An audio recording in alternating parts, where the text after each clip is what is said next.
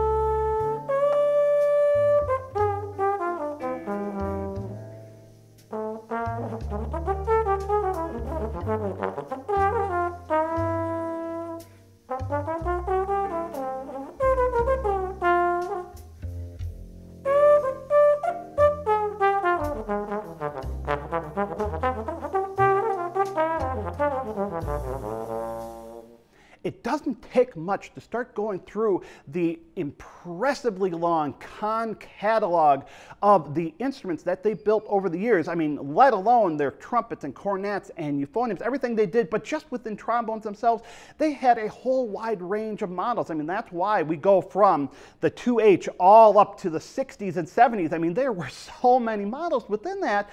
And I think in a lot of ways, that's because I view Conn as being really especially amongst American manufacturers, manufacturers, they were by far the most innovative, at least the most experimentative, right? They were always looking at new different ideas. What else can we bring to the table?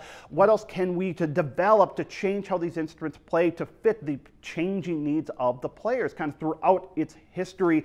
And I think the 12H plays a really unique role in this. So, like I mentioned, the 12H is a lot of people consider to be kind of a sibling to the classic 4H. So we had the Conn 4H, 6H. The 4H was a 484 bore, the 6H is a 500 bore, and for a lot of folks, those have been two of kind of the staple go-to small bore tenor trombones from the 40s and the 50s and the 60s.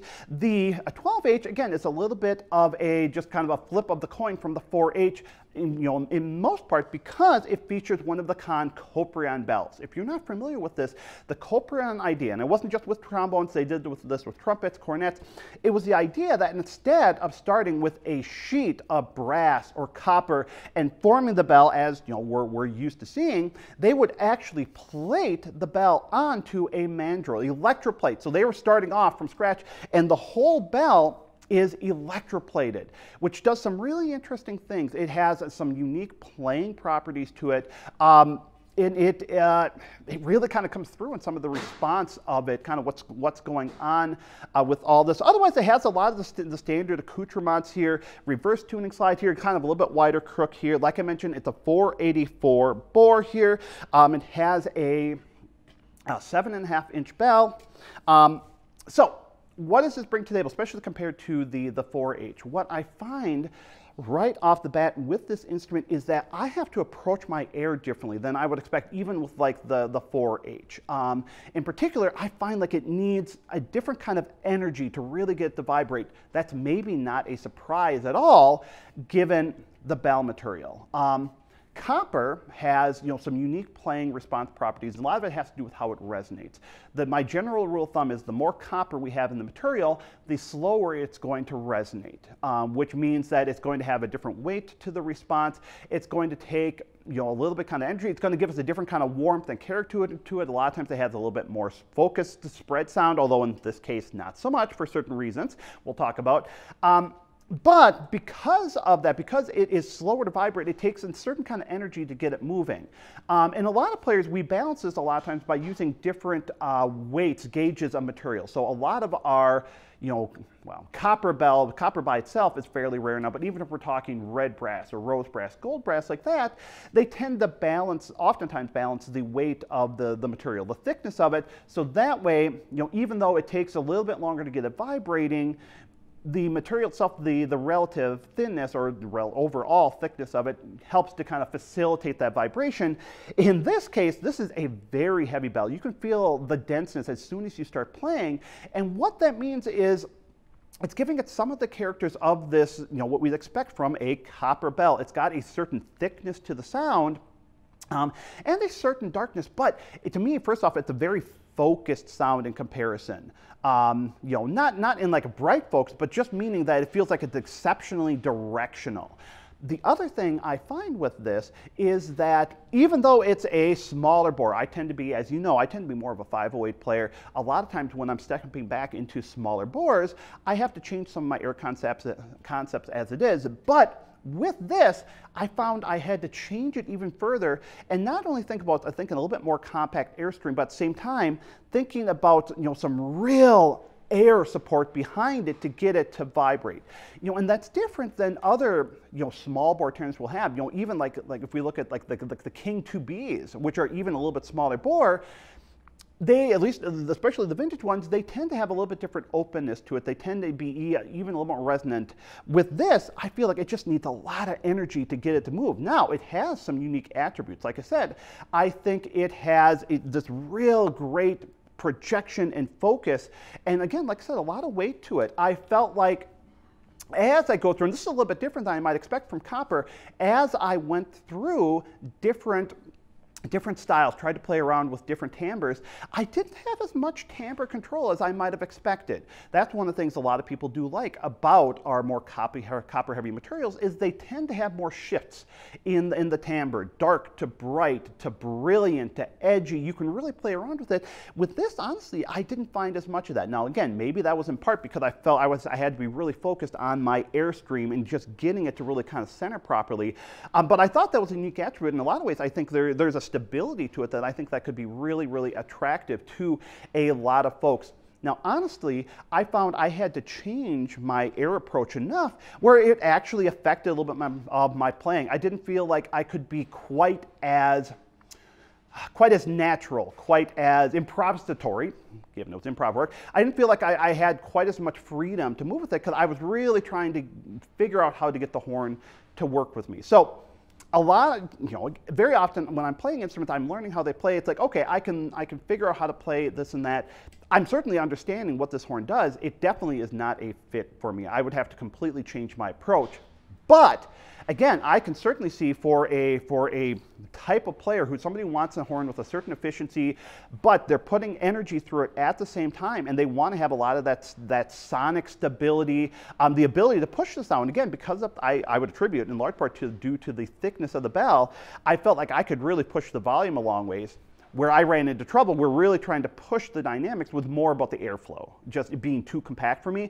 But for somebody who's got that more focused airstream, it's going to give you a lot of ability to push the dynamic further than we might expect from the material overall. So these can be some really nice attributes. One little thing, because this caught me off guard a little bit here, and I've experienced this with a few Conns.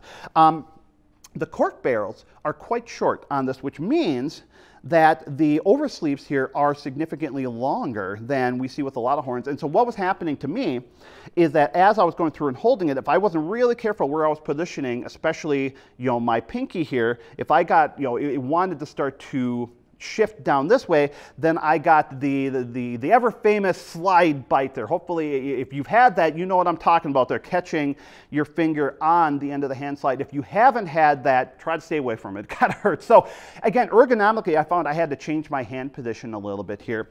All that being said, I think it is a really unique instrument, and frankly, just in due in part to its unique part of history, the whole Coprion bell idea, and again, just the ongoing evolution of Conn throughout that era from the early 1900s through into the 50s and 60s and beyond, frankly.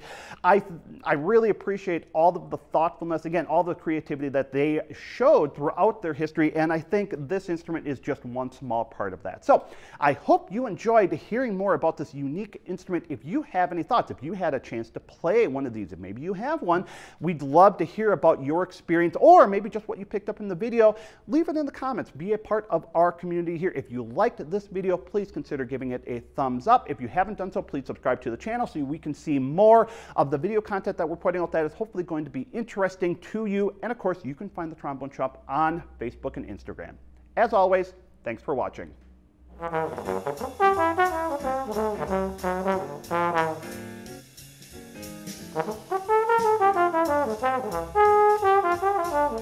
Thank you.